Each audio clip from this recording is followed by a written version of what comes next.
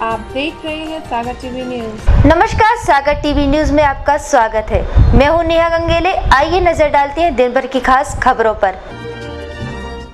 Bundelkhand medical college पहुंचे प्रशासनिक अधिकारी व जनप्रतिनिधि। संभाग commissioner R K. Mathur, collector Yogendra Sharma सहित सांसद लक्ष्मी नारायण यादव ने लिया बीएमसी का जायजा।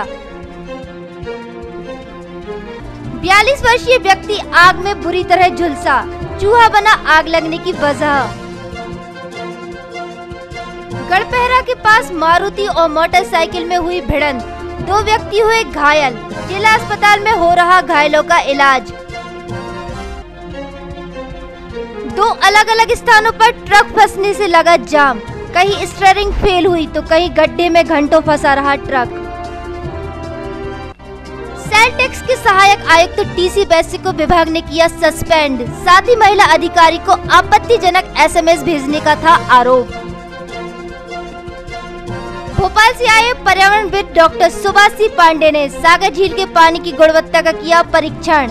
झील के पानी को बताया मानव उपयोग के लिए खतरनाक। कथित अनाधिकृत संस्था द्वारा चना खरीदी को लेकर कांग्रेस कार्यकर्ताओं और किसानों ने कलेक्टर को सौंपा ज्ञापन, जांच और कार्रवाई की मांग। अब खबरें विस्तार से। बुंदेलखंड मेडिकल कॉलेज में मंगलवार को संभाग के कमिश्नर, जिला कलेक्टर सहित प्रशासनिक अधिकारियों की टीम व सांसद लक्ष्मी नारायण यादव ने पहुंचकर यहां की समस्याओं का जायजा लिया और यहां बीएमसी की व्यवस्थाओं को लेकर बैठक ली। बुंदेलखंड मेडिकल कॉलेज में व्याप्त समस्याओं व बदस्तजामी की लगातार सामने आ रही खबरों के बाद मंगलवार को प्रशासन व नेता दोनों यहां का जायजा लेने पहुंचे। सागर सांसद लक्ष्मी नारायण यादव, संभाग commissioner R K. Mathur, collector Yogendra Sharma सहित आला अधिकारियों ने बीएमसी पहुंचकर यहां की समस्याएं सुनी, जो लंबे समय से हल नहीं हो पा रही हैं। बुंदेलखंड मेडिकल कॉलेज की एक डॉक्टर ने बताया कि यहां एक्सरे और डार्क रूम जैसी प्रारंभिक सुविधाएं भी नहीं हैं। मेडिकल कॉलेज को शुरू हुए 4 साल हो गए हैं, मगर अब तक यहां इमरजेंसी जैसी सुविधाएं नहीं हैं। हालांकि जिला प्रशासन जल्द ही सभी सुविधाओं के शुरू होने का वादा कर रहा है। वहीं दूसरी ओर बुंदेलखंड मेडिकल कॉलेज में पढ़ने वाले ऐसे छात्र जिनका प्रवेश पूरी तरह नियमों के तहत हुआ है, उनके साथ किसी तरह का अन्याय नहीं होगा। आज अचानक बीएमसी पहुंचे सागर कमिश्नर आर.के. माथुर ने साफ किया कि केवल संदिग्ध छात्रों के खिलाफ कार्रवाई की जाएगी। उन्होंने ये भी बताया कि एसडीएफ ऐसे मामलों की तेजी से जांच कर रही है। वहीं वे छात्र जो निर्दोष हैं, उन्हें किसी भी तरह से डरने की जरूरत नहीं है। कि वो व्यापम में जो घोटाले की बात हम देखते या सुनते आ रहे हैं, उसको लेकर राज्य शासन ने एसटीएफ का गठन किया हुआ है और वो उसको तेज़ी से इन्वेस्टिगेट कर रही है। तो उसको हम एग्जामिन करा रहे हैं, उसको हम दिखा रहे हैं और ये सुनिश्चित जरूर किया जाएगा कि जो बच्चे किसी तरह से उस ग्रुप में नहीं हैं, जिनके बारे में कोई इस प्रकार का साक्ष्य नहीं है, उनके संग अन्याय न हो। हम आपको बता दें कि 2009 और 2010 के करीब 40 संदिग्ध छात्रों में से करीब 1 दर्जन छात्र इस बात को लेकर हड़ताल पर थे कि उनके पूरे दस्तावेज सही हैं, मगर बीएमसी प्रशासन ने उन्हें भी बाहर कर दिया। वहीं बीएमसी की कई अन्य समस्याओं पर भी कमिश्नर ने जल्द कदम उठाने की बात कही है।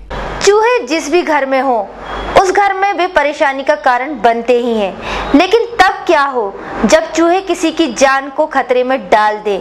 जी हाँ, कुछ ऐसा ही हुआ एक शख्स के साथ। रात में जब वह सो रहा था, तभी एक चूहे ने उस पर आग बरसा दी।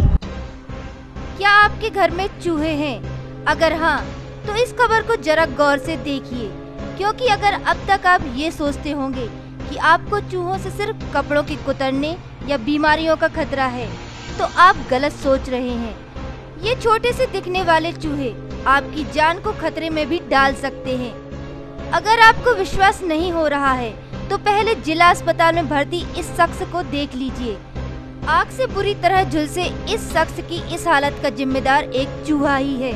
जी हाँ, एक चूहे ने ही इस शख्स पर आग की बरसात कर दी थी और उसकी ये हालत कर दी। दरअसल बहरोल थाना क्षेत्र के पठारी गांव में रहने वाले 42 साल के गणेश लोधी रात में अपने घर पर सो रहे थे। घर पर लाइट नहीं थी, इसलिए वे मिट्टी तेल से जलने वाली डिब्बी यानी देसी लालटेन को जलाकर घर के शेल्फ पर रख दी और सो गए। इसी दौरान घर में चूहा आया और उसने जलती हुई डिब्बी को धक्का देकर गिरा दिया और वो सीधा आकर उसके ऊपर गिर गई और वे आग की चपेट में आ गए। उनके 10:30 बजे रात की घटना है।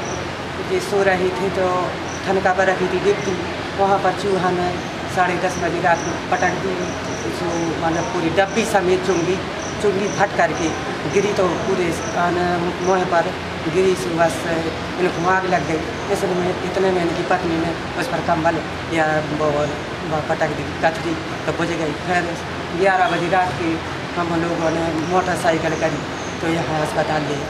घायल गणेश लोधी के शरीर का ऊपरी हिस्सा बुरी तरह झुलस गया है, वहीं उनका जिला अस्पताल में इलाज चल रहा है।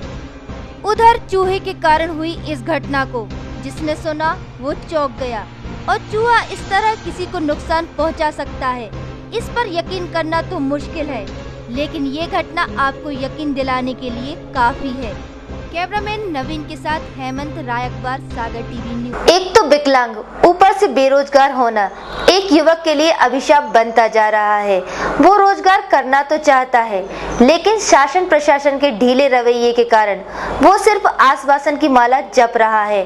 मंगलवार को एक बार फिर वो कलेक्ट्रेट की जनसुनवाई पहुंचा और अपनी समस्या कलेक्टर के सामने रखी। मंगलवार को दोनों पैरों से विकलांग एक व्यक्ति ने कलेक्टर को ज्ञापन सौंपा है, जिसमें उसने अपने लिए रोजगार या नौकरी की मांग की है। दरअसल 30 वर्षीय आशु जैन बड़ा बाजार क्षेत्र का निवासी है और दोनों पैरों से विकलांग है। उसने बताया कि वह 8वीं तक पढ़ा लिखा है। घर की आर्थिक स्थिति ठीक ना होने से सभी परेशान रहते हैं। पूर्व में उसका नाम विकलांग रोजगार कोटा में दुकान आवंटन में आया था और भाग्योदय के पास दुकान नंबर 30 और राहतगढ़ बस स्टैंड के पास दुकान नंबर 56 में से कोई एक दुकान दी जानी थी, लेकिन इसके लिए उससे 3,67,000 रुपये मांगे गए थे, जिसे दे पाने में वह असमर्थ था और इस कारण से आज तक बेरोजगार है। जी विकलांग कोटा में हमारे लिए 2 दुकानें आवंटित की गई थी, 56 नंबर की और 30 नंबर की। भाग्योदय से लगी हुई जो नगर निगम मार्केट बना हुआ है, तो उसमें आयुक्त की उसमें 3,67,000 की बुक की गई, उस विषय में आया था। इस मामले में अब देखना होगा कि इस विकलांग युवक की स्वरोजगार की चाह कब तक पूरी हो पाती है। मंगलवार को शहर के 2 अलग-अलग क्षेत्रों में ट्रक फंसने से वहां जाम की स्थिति बनी रही। वहीं फंसे हुए ट्रकों को निकलवाने की कोशिश जारी रही। ये तस्वीरें हैं शहर के मोहन नगर वार्ड की, जहां रोड में गड्ढा होने के कारण एक ट्रक फंस गया है।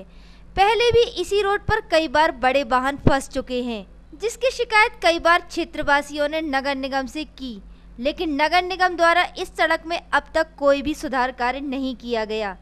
मोहन नगर वार्ड में फंसे ट्रक के संबंध में वार्डवासी प्रदीप साहू ने बताया कि ये ट्रक पिछले 3 घंटे से फंसा हुआ है, जिसे निकलवाने की कोशिश जारी है। अब क्रेन बुलाकर इस ट्रक को निकाला जाएगा। जी ट्रक तो मतलब अभी 2-3 घंटे पहले से फंसा हुआ है, लेकिन यहाँ पर आए दिन ट्रक आने जाने वाले परेशान हो रहे हैं और रोज़ फंस रहा है। मतलब एक 2 ट्रक तो फंसी जाते हैं और इस चीज़ की हमने कंप्लेन नगर निगम को भी की है कि लाइन की मतलब लीकेज की सुधार है और इस रूट का निर्माण जल्द से जल्द कराया जाए। लेकिन व्यक्ति और 108 वगैरह ही परेशान है मतलब निकलने में यहाँ से। यह रोड मतलब करीब 4 वार्डों से होकर गुजरता है और यहीं से दिल्ली अस्पताल मेडिकल वगैरह के लिए भी रास्ता है, तो यहाँ से बहुत काफ़ी दिक्कतों का सामना करना पड़ा व्यक्तियों के लिए। रात दिन हम लोग मतलब व्यवस्था देखा जाए तो ये रोड शहर के कई क्षेत्रों से जोड़ती है। यहाँ पर नगर निगम की लापरवाही के चलते ट्रक फंसने से वाहनों को निकलने में खासी दिक्कतों का सामना करना पड़ा। तो वही मोतीनगर थाने के सामने दोपहर करीब 1 बजे एक ट्रक की स्टीयरिंग फेल हो जाने से फंस गया। कई घंटों तक भूतेश्वर मार्ग बंद रहा, जिसे निकलवाने की मशक्कत जारी रही। मोतीनगर चौराहे के पास फंसे इस ट्रक के संबंध में एक क्षेत्रवासी अवतार विश्वकर्मा ने बताया कि करीब 3 घंटे से फंसे इस ट्रक के कारण कोई वाहन निकल नहीं पा रहा है, जिससे जाम की स्थिति बन रही है। ये करीब 2-3 घंटे से फंसा हुआ है। किस कारण फंस गया है? ये इसका स्टीयरिंग फेल हो गया है, इस वजह से जगह नीचे फंसा। ये ट्रैफिक बहुत कैंट थाना क्षेत्र के कुड़ारी गांव के पास एक मोटरसाइकिल और मारुति में भिड़ंत हो गई, जिसमें मोटरसाइकिल सवार दोनों व्यक्ति घायल हो गए, जिनका जिला अस्पताल में इलाज चल रहा है। कैंट थाना क्षेत्र के कुड़ारी गांव के पास एक मोटरसाइकिल और मारुति में भिड़ंत हो गई, जिसमें 2 व्यक्ति घायल हो गए। घटना मंगलवार दोपहर करीब 12 बजे की है, जब कुड़ारी गांव के पास मारुति और मोटरसाइकिल की भिड़ंत से काकागंज निवासी 27 वर्षीय संतोष अहिरवार और बड़ा करीला निवासी 40 वर्षीय दीनदयाल अहिरवार घायल हो गए, जिन्हें इलाज के लिए जिला अस्पताल ले जाया गया। वहीं घायल संतोष अहिरवार ने बताया कि वह अपने जीजा के साथ आषाढ़ के पहले मंगलवार को हनुमान जी के दर्शन करने गढ़पहरा जा रहा था। कुड़ारी के पास सामने से मारुति गाड़ी आ रही थी। उसके ड्राइवर साइड का गेट खुल गया, जिससे हम लोग भिड़ गए। मारुति वैन जा रही थी ये तरफ से, यही तरफ समझ जाए, उसने ड्राइवर साइड का गेट खोल दिया एकदम खिड़की। उसमें किसको चोट आई? दीनदयाल अहिरवार, संतोष कुमार अहिरवार। और फिर उसके बाद क्या हुआ? उसके बाद उसने हमारे कई पकड़ो हमारों को लाने, गाड़ी लेके भाग गया। गाड़ी लेके भाग गया। कुछ नंबर देखा? नंबर नहीं देखा। ये पुलिस को क्या मामला था? हाँ, पुलिस में मामला दर्ज है इसका? हाँ, उसके नाम से पुलिस में कहा वो लिखी थी, ये तो डॉक्टर साहब ने लिखी थी, कह रहे थे जानकारी मिल जाएगी आपको। फिलहाल दोनों का इलाज जिला अस्पताल में चल रहा है और दोनों खतरे से बाहर हैं। कथित अनाधिकृत संस्था द्वारा समर्थन मूल्य के चने की उपज खरीदी और जमाखोरी के विरोध में कांग्रेस कार्यकर्ताओं और किसानों ने कलेक्टर को ज्ञापन सौंपा है और मामले की जांच कर कार्यवाही करने की मांग की है। अनाधिकृत संस्था के द्वारा चना की खरीदी व बिक्री की जांच कराकर कार्यवाही करने को लेकर पूर्व मंत्री सुरेंद्र चौधरी के साथ कांग्रेस कार्यकर्ता और किसानों ने मंगलवार को कलेक्टर को ज्ञापन सौंपा है। सागर टीवी न्यूज से बात करते हुए पूर्व मंत्री सुरेंद्र चौधरी ने बताया कि किसानों के कल्याण के लिए गठित एनजीओ लघु कृषक कृषि व्यवसाय कंसम टीथम नामक संस्था ने जिले भर के किसानों से शासन द्वारा तय किए गए मूल्य से कम दामों में चना की खरीदी की है और कई संस्थाओं को बेचा भी है, जबकि यह संस्था खरीदी कार्य के लिए अधिकृत नहीं है। तो वहीं सागर उपज मंडी समिति सचिव ने दैनिक समाचार पत्रों तथा दूरभाष के माध्यम से बतलाया कि इस बार मंडी में चना की खरीदी नहीं होगी, जिससे भोले भाले किसान गुमराह हो रहे हैं और उन्हें यहाँ वहाँ भटकना पड़ रहा है। आज हम लोगों ने शासन की ओर अपनी बात पहुंचाने के उद्देश्य से कलेक्टर को ज्ञापन सौंपा है, जिसमें हमने कहा है कि सागर जिले में जो चना खरीद हुई है, यह चना खरीदी केंद्र मध्य प्रदेश शासन ने समर्थन मूल्य पर खरीदने की बात कही है। उसका केंद्र भी स्थापित कराया है मंडी समिति ने, लेकिन किसानों का चना वहाँ नहीं खरीदा जा रहा। खरीद हो रही है तो एक SFACS संस्था जो लघु कृषक कृषि व्यापार संगठन के नाम से रजिस्टर्ड है, वह एनजीओ पूरे किसानों के नाम का गेहूँ औने पौने दाम पर किसानों से खरीद रहा है। 1800 के भाव से 2000 रुपये क्विंटल के भाव से खरीद रहा है और 3100 रुपये के भाव से सरकार को समर्थन मूल्य पर बेच रहा है। सेल टैक्स विभाग के सहायक आयुक्त TC बैस को मंगलवार को विभाग ने सस्पेंड कर दिया। विभाग की ही साथी महिला अधिकारी को आपत्तिजनक SMS करने के आरोप में घिरे सेल टैक्स के सहायक आयुक्त TC बैस को विभाग ने मंगलवार को सस्पेंड कर दिया। इससे पहले सिविल थाना पुलिस ने विभिन्न धाराओं में उन्हें गिरफ्तार कर कोर्ट में पेश कर चुकी थी, जहां से वे जमानत पर बाहर हैं। सागर टीवी न्यूज में अब वक्त हो चला है एक ब्रेक का। ब्रेक के बाद खबरों का सिलसिला यूं ही जारी रहेगा, तो देखते रहिए सागर टीवी न्यूज।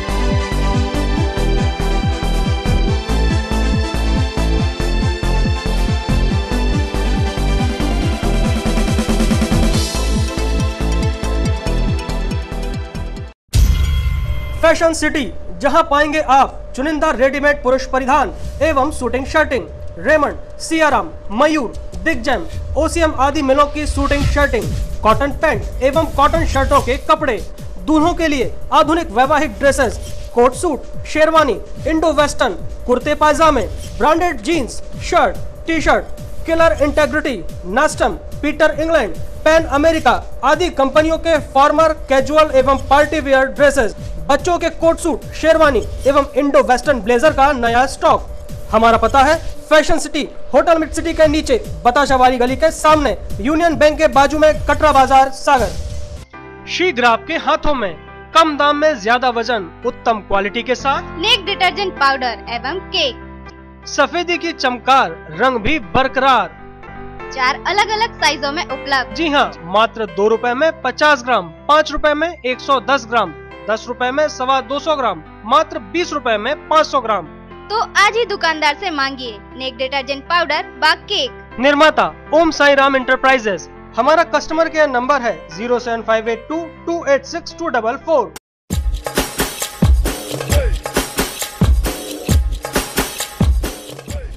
विज्ञापन ही व्यापार का आधार है। सागर के नई न्यूज चैनल सागर टीवी न्यूज में विज्ञापन देने के लिए संपर्क करें 4707779301532155।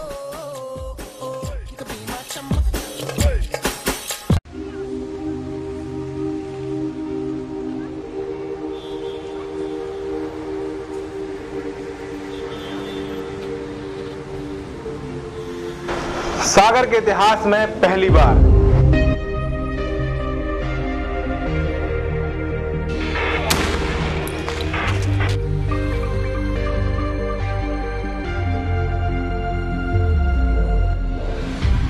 जो अब तक नहीं हुआ वो अब होगा।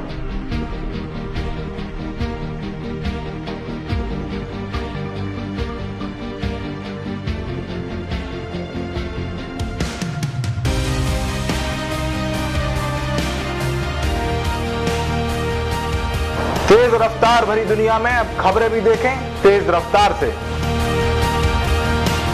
रोज देखिए 5 मिनट में 25 खबरें सिर्फ सागर टीवी न्यूज पर।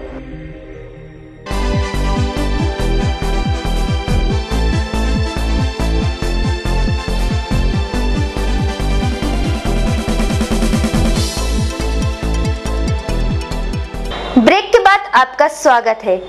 पर्यावरण और रसायन विज्ञान के विभिन्न विषयों पर कई पुस्तकें लिखने वाली पर्यावरणविद डॉक्टर सुभाषी पांडे ने मंगलवार को लाखा बंजारा झील का मुआयना किया और पानी की गुणवत्ता की जांच की है।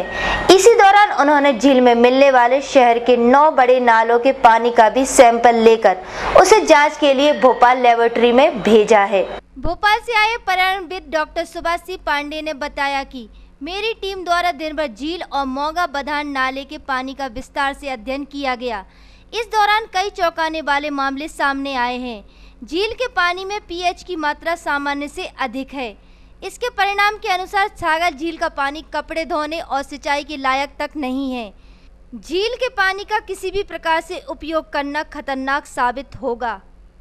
विभिन्न भागों से लिए गए पानी के सैंपल में उसकी गुणवत्ता अत्यधिक खराब होने के साथ साथ कई स्थानों पर पानी में ऑक्सीजन की मात्रा 0 तक मिली है। इसलिए प्रतिदिन सागर झील में मछलियों की मौत हो रही है। उन्होंने बताया कि केमिकल ऑक्सीजन डिमांड एवं बायोलॉजिकल ऑक्सीजन डिमांड की मात्रा इतनी अधिक प्राप्त हुई है कि उससे पता चलता है कि कई स्थानों से झील का पानी सड़कर जहरीला होने लगा है। उन्होंने बताया कि झील का पानी मौगा बधान से छोड़ा जा रहा है, जिससे सिंचाई किए जाने से उत्पादित फसलों एवं सब्जियों में लेड, कैडमियम एवं आर्सेनिक जैसे कैंसर उत्पन्न करने वाली धातुएं मिली हैं। यहाँ बरबटी में कैडमियम 6 गुना और भटे में 5 गुना अधिक मिला है। इसके अलावा झील की मछलियों के विश्लेषण में भी खतरनाक धातुएं मिली हैं। मैंने सागर झील के दौरान जब आज रिसर्च किया तो मैंने देखा कि जो फिजिको-केमिकल पैरामीटर्स होते हैं, pH, dissolve oxygen, chemical oxygen demand, biological oxygen demand, सभी की जो वैल्यूज़ हैं वो परमिशन लिमिट से बहुत ज़्यादा है। उसका अर्थ होता है कि सागर झील का जो पानी सतही तौर पर ही बहुत ज़्यादा प्रदूषित है। वो नहाने धोने की बात तो छोड़िए, कपड़े धोने की बात छोड़िए, वो किसी काम का नहीं बचा है। जिस भी काम में इसका उपयोग लेंगे वो हमेशा खतरनाक और बहुत ही नुकसानदायक होगा। आज आषाढ़ का पहला मंगलवार था, लेकिन बादल बिना बरसे ही निकल गए। शहर में लोगों को उमस ने परेशान किया, तो वहीं तापमान में भी धीरे धीरे वृद्धि दर्ज हो रही है। आषाढ़ माह का आज तीसरा दिन है और उमस भरी गर्मी ने लोगों को बेचैन कर रखा है। सूरज की तपन होने से तो छाया में राहत मिल जाती है, लेकिन उमस के साथ होने वाली गर्मी में ना तो घर के अंदर शांति मिल पाती है और ना ही घर के बाहर चैन मिल पाता है। यह समस्या उस समय और बढ़ जाती है जब तेज धूप के बीच बादलों का आना जाना लगा रहे, लेकिन वो बरसे ना। आषाढ़ माह के पहले दिन की बारिश से तो ऐसा लग रहा था कि वर्षा की शुरुआत ठीक ठाक हुई है, लेकिन उसके बाद 2 दिन से बारिश के ना होने से लोगों को परेशानी का सामना करना पड़ रहा है और तापमान में भी वृद्धि हो रही है। मंगलवार को शहर का अधिकतम तापमान 39 डिग्री सेल्सियस दर्ज किया गया, जो सामान्य से 2 डिग्री सेल्सियस अधिक रहा। तो वहीं न्यूनतम तापमान 24.6 डिग्री सेल्सियस दर्ज किया गया, जो सामान्य से 1 डिग्री सेल्सियस कम रहा। वहीं सुबह की आर्द्रता 60% रही, तो वहीं शाम तक बढ़कर 64% हो गई। हवाओं की दिशा दक्षिण पूर्व की रही और हवाओं की गति 6 किलोमीटर प्रति घंटा बनी रही। हर मंगलवार की तरह इस मंगलवार को भी कलेक्ट्रेट परिसर में जन सुनवाई का आयोजन किया गया। मंगलवार को कलेक्टर परिसर में जन सुनवाई का आयोजन किया गया व आसपास के क्षेत्रों से आए लोगों की समस्याएं सुनी और उन्हें शीघ्र निपटाने के लिए संबंधित विभाग को निर्देश दिए। आषाढ़ माह के पहले मंगलवार पर शहर के सभी हनुमान मंदिरों में भक्तों की भीड़ उमड़ती देखी गई। आषाढ़ माह के मंगलवार का हिंदू धर्म में एक अलग ही महत्व है। एक योग्यता के मुताबिक इस माह में पानी गिरने के कारण भगवान राम गुफा में छिप गए थे और जिसकी पहरेदारी बजरंगबली ने की थी। इस कारण भगवान हनुमान जी का गढ़ पहरेदार नाम पड़ा और इसलिए गढ़पहरा पर स्थित हनुमान मंदिर की इसी रूप में विशेष पूजा अर्चना की जाती है। आइए आपको शहर के विशेष हनुमान मंदिरों के दर्शन कराते हैं। झोलियां भर दो हनुमान जी, हनुमान जी, हनुमान जी, दया भक्तों पे कर दो हनुमान जी, हनुमान जी, हनुमान जी, दया भक्तों पे कर दो हनुमान जी।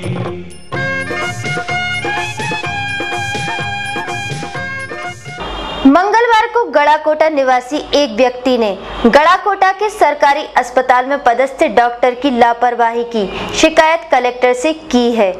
गड़ाकोटा निवासी एक व्यक्ति ने गड़ाकोटा के शासकीय अस्पताल में पदस्थ एक डॉक्टर की शिकायत कलेक्टर से की है। दरअसल 37 वर्षीय मुबारक खान गड़ाकोटा के तिलकगंज वार्ड का निवासी है और उसने सरकारी अस्पताल के डॉक्टर पी पंथी कोरी की शिकायत करते हुए कलेक्टर को ज्ञापन सौंपा है। मुबारक खान ने बताया डॉक्टर डीपी पंथी कोरी सरकारी अस्पताल में पदस्थ हैं, लेकिन उन्होंने निजी क्लिनिक खोल रखा है। मैंने 2 जनवरी 2013 को उनके यहाँ इंजेक्शन लगवाया था, लेकिन वह रिएक्शन कर गया। जब मैंने इसकी शिकायत डॉक्टर से की तो वे उल्टा मुझ पर जोर दिखाने लगे। पुलिस ने भी रिपोर्ट नहीं लिखी। मुझसे कहा कि डॉक्टर की शिकायत फोरम में होती है, जिसको लेकर आज मैंने कलेक्टर को ज्ञापन सौंपकर डॉक्टर पर कार्रवाई की मांग की है। हमारे साथ जो हाथ में मामूली सी तकलीफ थी तो डॉक्टर डीपी पंथी कोरी के यहाँ इलाज कराने गए थे, तो उनने हाथ में इंजेक्शन लगा दी, कोई नहीं हड्डी में, तो उससे इन्फेक्शन हो गया। कब की बात है? 2013 2 तारीख की। उसकी शिकायत कहीं दर्ज की? गड़ाकोटा थाने में गए थे, तो टीआई साहब बोले कि सरकारी डॉक्टर की ना रिपोर्ट होती ना कंप्लेंट होती है। और इसके बाद कहाँ? ADOP के गए थे। उन्होंने टीआई साहब ने और क्या बोला? किसकी शिकायत? बोला कि फोरम में शिकायत करो। और हमारा हाथ तो खराब ही हो गया, कोई काम की नहीं, कुछ काम नहीं कर पाते, उससे दर्द बना रहता है उसमें। ADOP के यहाँ आपने शिकायत की थी, उसके बाद क्या हुआ? कुछ नहीं हुआ, कोई कार्रवाई नहीं, कोई कार्रवाई। इसी के साथ सागर टीवी न्यूज का ये अंक यही समाप्त होता है। मुझे दीजिए इजाजत, नमस्कार।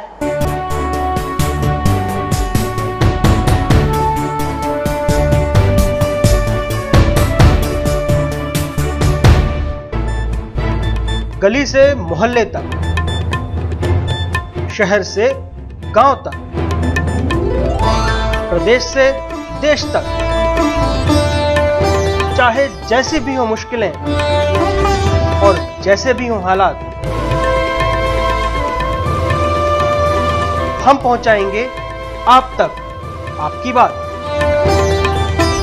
24 घंटे पूरे सप्ताह,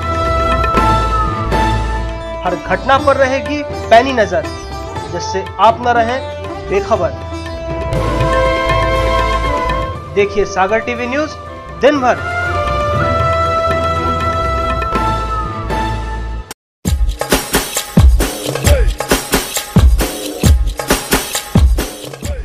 विज्ञापन ही व्यापार का आधार है। सागर के नई न्यूज चैनल सागर टीवी न्यूज में विज्ञापन देने के लिए संपर्क करें 4707779301532155।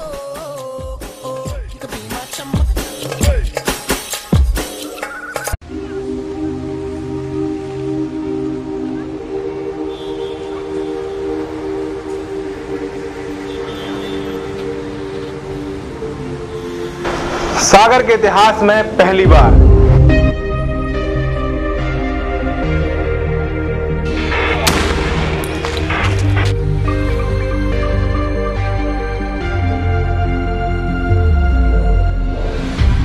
जो अब तक नहीं हुआ वो अब होगा।